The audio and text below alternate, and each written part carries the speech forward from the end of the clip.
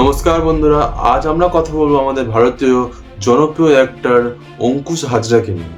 ওনার জন্ম 18ই ফেব্রুয়ারি 1989 সালে।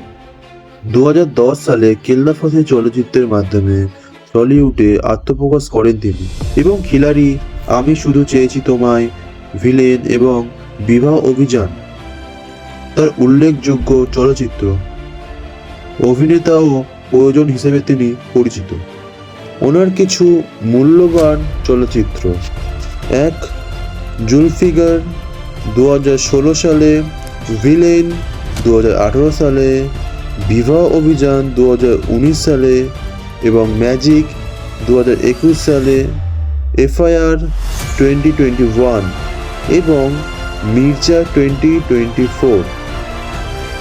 এমন কিছু ছবির মাধ্যমে তিনি বাঙালি সুপারস্টার অঙ্কুশ হাজরা নামে পরিচিত পান।